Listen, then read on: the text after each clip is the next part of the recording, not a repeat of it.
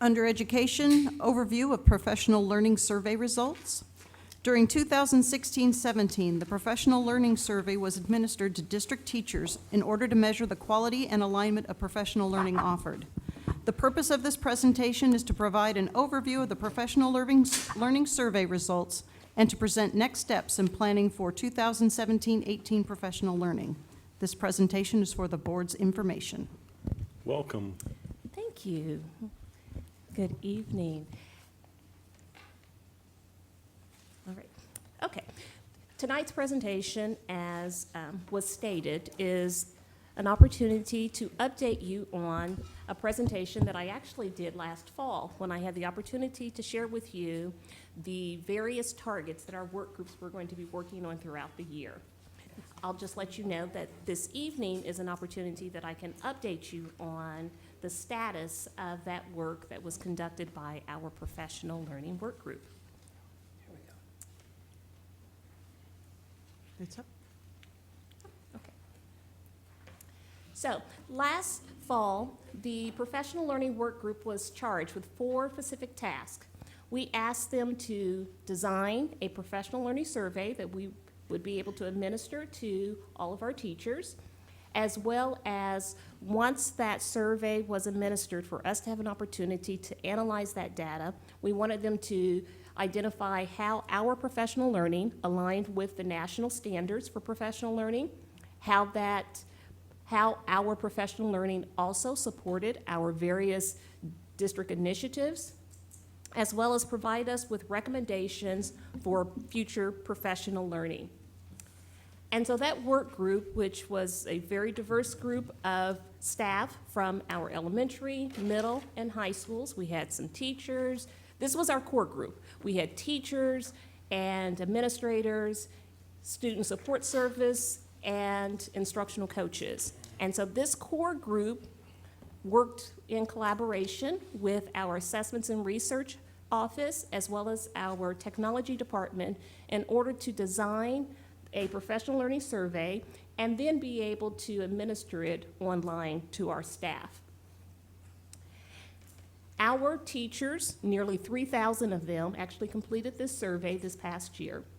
And as you can see, there was representation from each of our levels, and so this provided us with quite a bit of data that we could then begin to analyze and be able to make recommendations for this upcoming year's professional learning. One of the things that we wanted to learn from our teachers was, one, did they understand what was identified as their building focus? Meaning, what were the goals that their building had identified based upon the data that they are looking at and analyzing at the building level? Overall, the number one focus that our teachers identified as their building-wide goal or building-wide focus was related to instruction. Now, this instruction could have been very specific instructional strategies related to Marzano.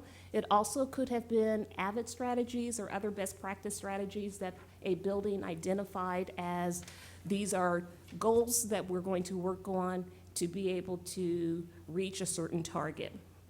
The number 2 focus that our buildings or teachers that completed the survey identified was related to literacy. And this was related to the program and curriculum that are available for Tier 1, Tier 2, and Tier 3 in literacy.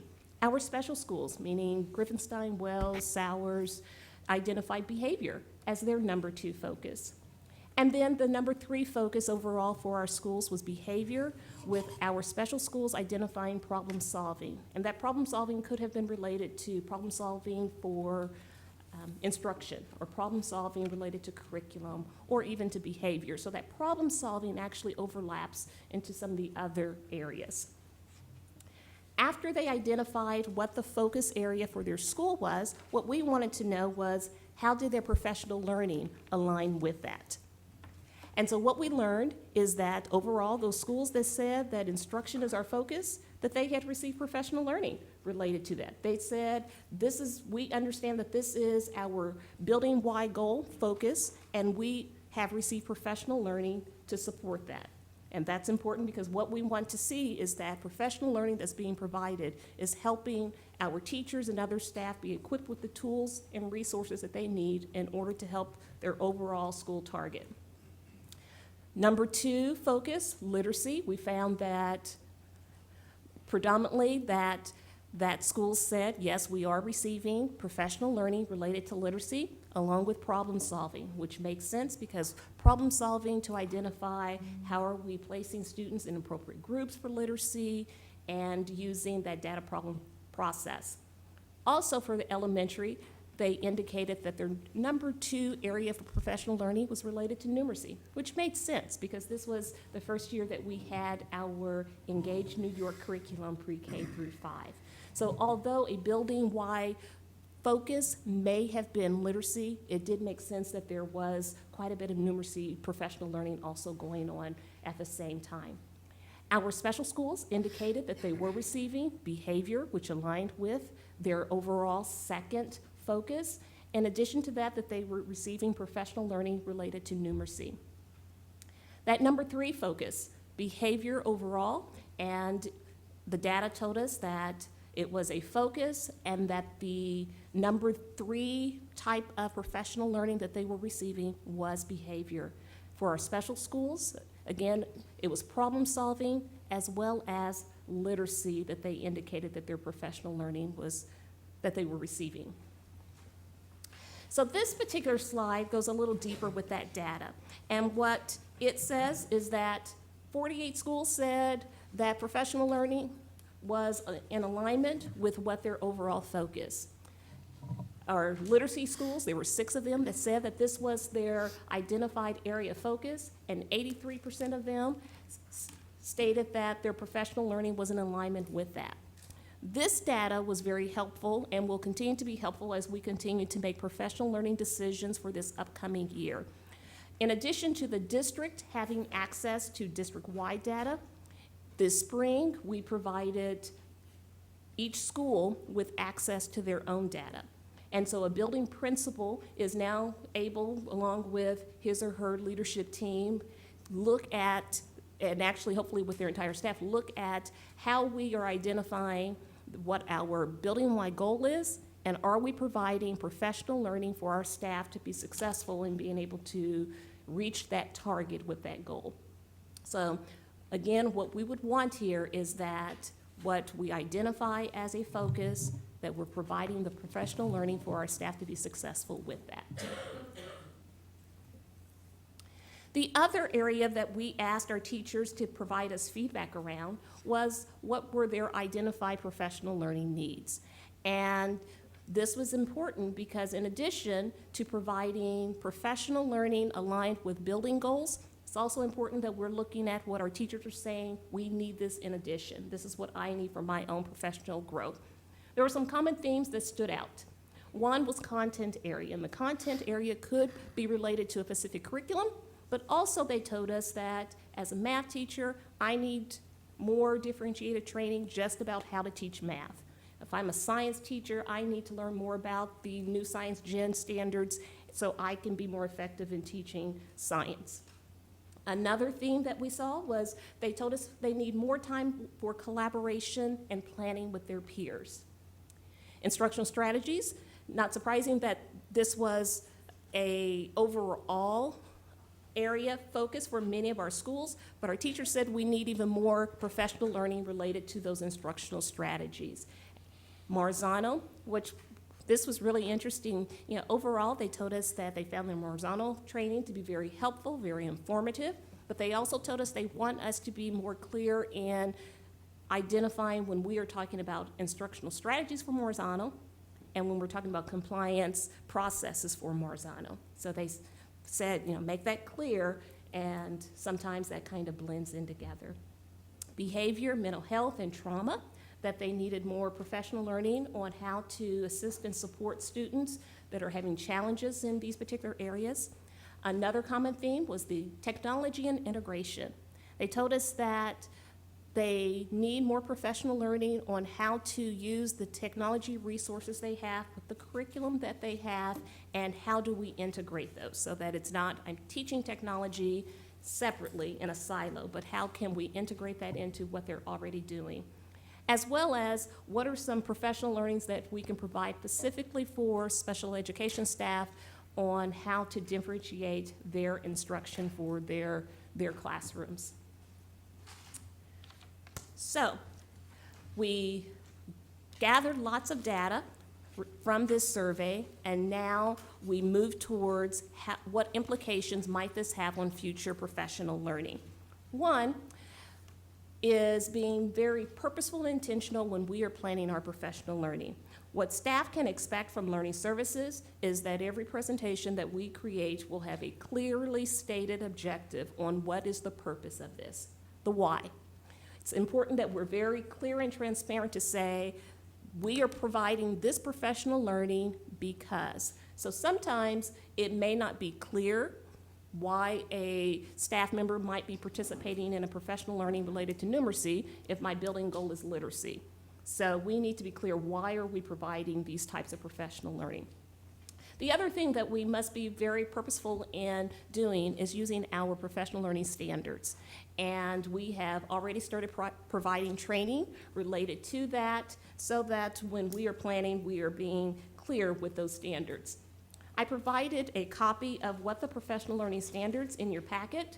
What might be new to some individuals is that we actually do have professional learning standards. They are national standards that have been adopted by the state of Kansas, and much like we expect teachers to use their standards when planning for lessons, for desired outcomes for students, when we are planning professional learning, we should be using professional learning standards the exact same way. What are our desired outcomes for this professional learning opportunity? And so it's important that we are using those as we are planning our professional learning. We do have one question. Okay. Ms. Fuller? Thank you. On page 4, the Marzano, it was under common themes. And I guess I'm wondering how does the group get together and study Marzano, or is there direction by professional development and getting them ready to use Marzano to make it better, if you might say? And on my basis is, how is Marzano being used? How is Marzano?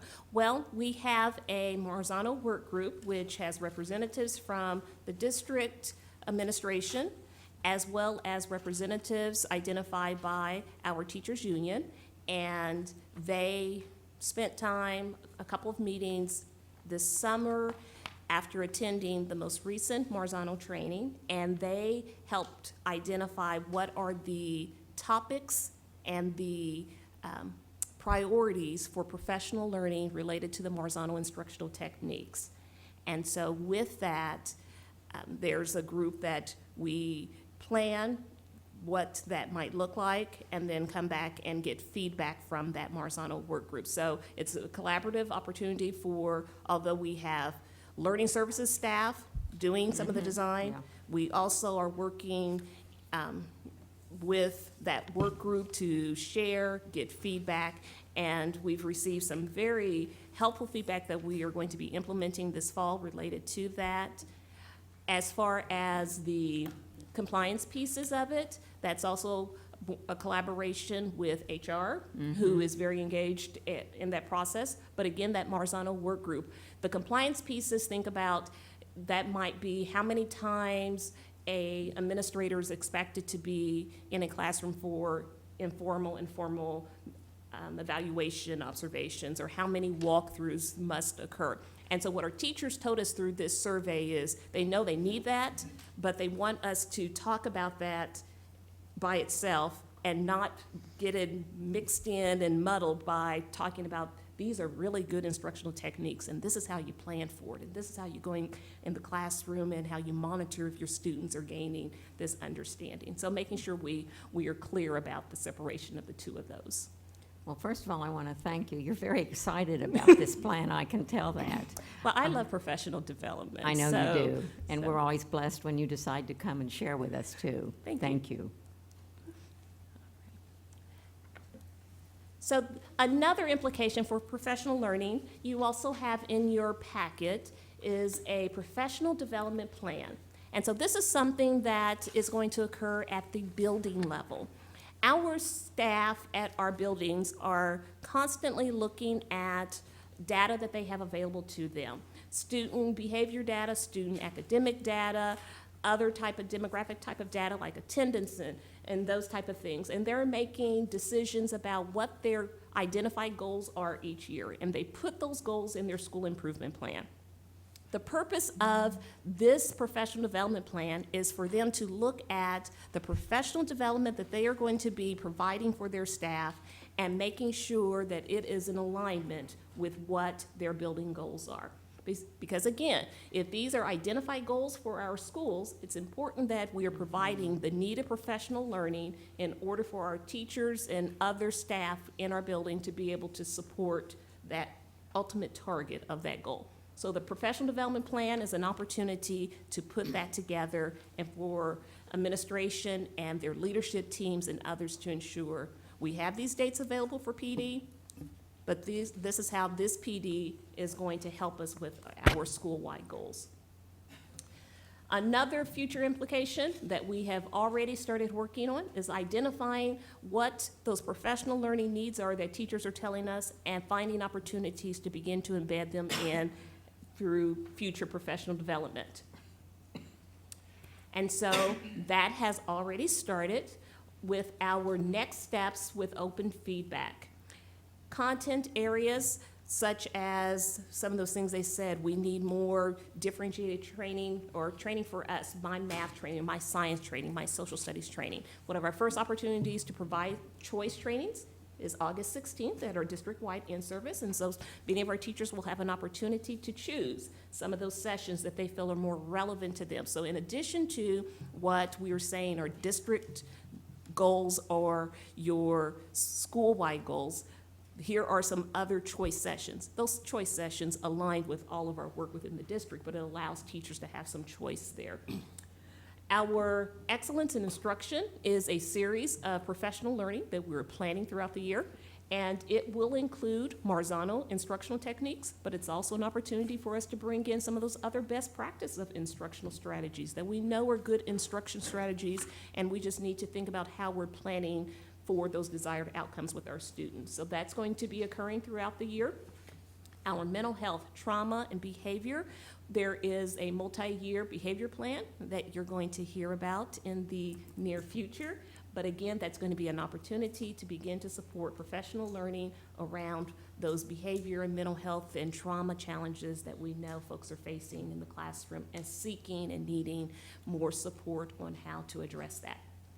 Marzano, we have already started planning how we clearly state in those objectives of those presentations that this presentation, we're going to be talking about these instructional techniques, and this is why this is important. These techniques are going to help us help our kids think more critically and plan for that, versus this particular type of professional development is intended to help us understand more about the evaluation process. So that's already in the works and planning for the future.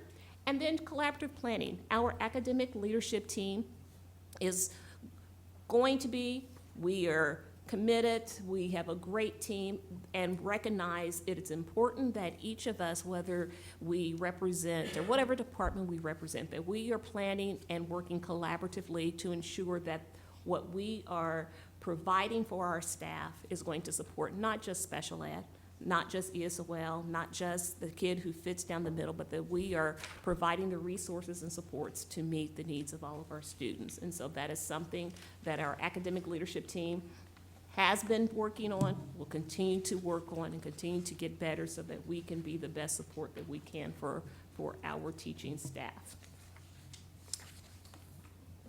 And then in closing, I will just state again, a goal for us as a district is to provide standard-based professional development. Our staff that are responsible for planning and facilitating professional development, they put in lots of work in researching to ensure that they are putting forth in front of staff, this is what research says, this is the best that we have, and they are planning that in order to facilitate high-quality professional development that is focused on what our district-wide as well as building-level data indicates, and that it is relevant for what our teachers are telling us that they need also. That provides an overview of the result of our survey, but do you have any individual questions? We do. Okay. Joy?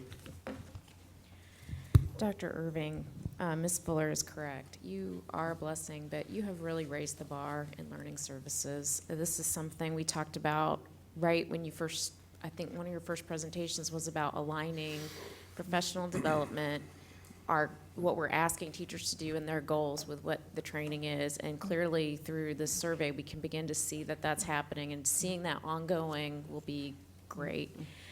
One thing I was hoping, so now I'm going to raise the bar on you. So that's what I'm supposed to do, I think. Is in the presentation, it said we were going to see the quality and alignment. So do we have measures on quality, how teachers feel like the quality of that training is? And do you have that available for us at some point, or? I will have that available for you. I will tell you, I failed to include it in the presentation, but something that is coming for all of our district trainings. We will have, beginning August 16th, an opportunity for teachers to provide feedback right then, there, that is consistent, whether they are in a math training or if they are in a behavior training or a literacy training. It will ask the same questions. It will be an online opportunity to provide an evaluation of the quality of that professional development session, and it will be administered at every district training that we facilitate beginning August 16th. That's an awesome step that you're taking, and I think it will really help us not only see the quality, but be able to see between presenters and then over time how we develop in those areas and make sure that we continue to meet that standard. I know businesses and customer service continue, you see a survey all the time, right, about how did we do at Sonic today, how did we do at McDonald's today? You can have a free Big Mac if you fill this out. I know David Paul is tired of talking about Big Macs today. But anyway, just to say that's a really good step you're taking, and I appreciate all the hard work you've put in on this. I'm really excited, too, about seeing these plans that you're putting in place and seeing where you're going. So good job, and let's Team effort. It's take the hill. Yes, thank you. Cheryl? I just have a quick question about the building plan, because you've outlined all the dates for them. This is filled out by the buildings, correct? Correct. And do they, as they're planning this and so on, do they turn this into you? Do you monitor it in any way? Actually, Just how is it used, I guess is my question. Actually, it will be shared with their assistant superintendents from the elementary and secondary offices. One of the things that also may come of that will be opportunities for them to do some collaborative planning, sharing at their principal leadership academies, but there will be expectation that they are submitting those to the elementary and secondary offices. Yeah, and linking them very tightly to their building goals, correct? Yes, yes. Okay, thank you. Great, thank you so much for your presentation.